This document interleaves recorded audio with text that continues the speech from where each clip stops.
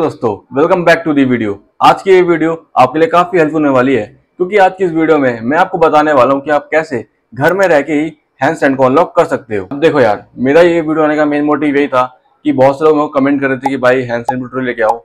So here we are. लेकिन हमने पहले भी तो बनाया था हैंडस्टैंड के ऊपर वीडियो, नहीं तो भाई बाद में बात करते हैं ना इसके बारे में, अभी क्यों। लेकिन वीडियो में आगे बढ़ने से पहले दो चीजें जिन्हें आपको जरूर रखना चाहिए, जिसमें पहला होगा warm up.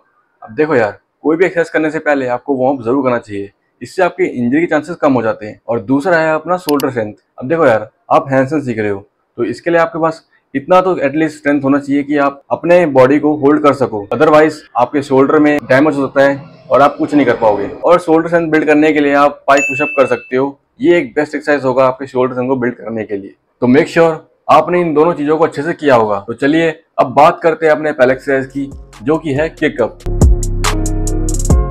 So guys, kick-off करने के लिए आपको दो चीजों का याद रखना पड़ेगा। सबसे पहला है कि आपको मोशन का यूज करना होगा, और दूसरा है कि आपको स्ट्रेंथ होनी चाहिए कि आप एटलीस्ट मिडल पे आ सके। आपको कंट्रोल में किक मारना पड़ेगा, ज्यादा जोर से मारोगे तो आप ओवर बैलेंस हो जाओगे। तो सबसे पहले हम एक बॉल का यूज करेंगे। आपके यहाँ कोई अगर खाली बॉल है तो आप उसको ले सकते हो, ठीक है। उसके बाद आपको कुछ इस तरीके के पोजीशन में आना है। अब ये पोजीशन क्यों? क्योंकि मैं अपने राइट लेग से किक मारूंगा, तो इसलिए मैं अपने राइट किक को ऐसे रखूंगा। अगर आप लेफ्ट से किक मारोगे तो आप लेफ्ट को कुछ इस तरीके से रखोगे, ठीक है। आपको क्या करना है, थोड़ा सा मोशन के लिए आगे पीछे हो सकते हो अगर आप चाहो तो, नहीं तो मैं तो ऐसे ही करता हूँ, ठीक है। उसके बाद आप अपना लेफ्ट लेग जो है उसको उठाओगे और राइट से किक करोगे। एक बार मैं दिखाता हूँ कैसे कि आपने यूज़ किया और किक, और यहीं पर ही होल्ड। एक बार आप साइड एंगल से भी देख लो। तो सबसे पहले वही चीज अपने राइट किक से अगर मैं किक करूंगा तो उसको मैं पास लाऊंगा, और लेफ्ट से मैं मोशन का यूज करूंगा, ठीक है। फिर वही है, पैरा अपना लेफ्ट लेग जो है उसको उठाएंगे और राइट से किक करेंगे।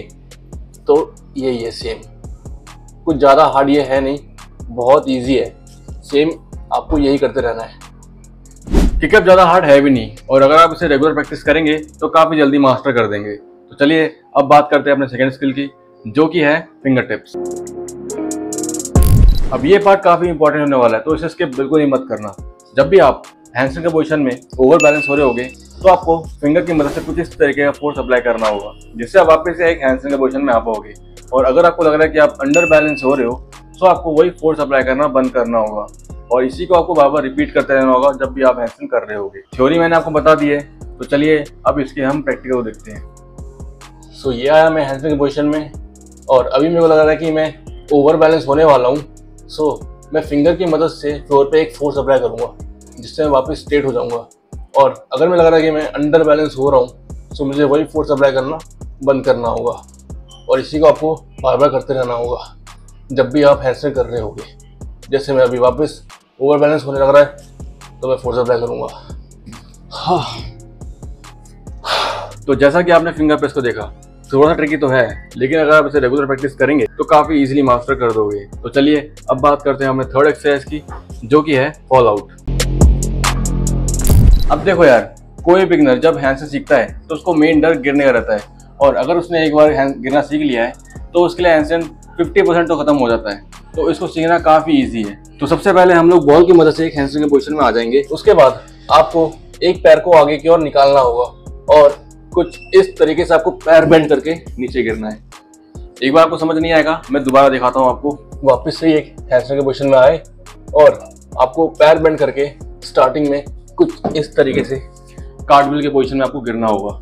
आपने कार्टव्हील देखा होगा, जिसमें एक साइड गिरते हैं, वही सेम आपको करते रहना है। और एक बार आप इसमें कंफर्टेबल हो जाओ तो आप बाद में अपने पैर को खोल के कर सकते हो, जो मैं अभी आपको दिखाने वाला हूँ। सो ये आया मैं हैंडस्टैंड में अगेन, और फिर मैं आगे की ओर कुछ इस तरीके से पुश करके कुछ इस तरीके से गिरूंगा।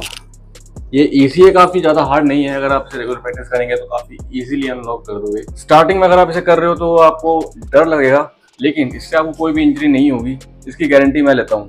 तो अगर आप इसे रेगुलर प्रैक्टिस करेंगे तो आप इसे जल्दी अनलॉक कर दोगे। तो चलिए अब बात करते हैं अपने लास्ट एक्सरसाइज की, जो कि है बॉल टैप। अब बॉल टैप के लिए आपको वापस से एक बॉल की मदद से एक हैंडस्टैंड के पोजीशन में आना होगा, और इसमें आपको स्लोली अपने लेग्स को स्विच करते रहना होगा। वो भी जितना स्लो हो सके उतना स्लो करना है। एटलीस्ट अगर आप 1 सेकंड उसमें होल्ड कर पा रहे हो सो आपके लिए बहुत है। तो सबसे पहले एक हैंडस्टैंड की पोजीशन में आ जाएंगे।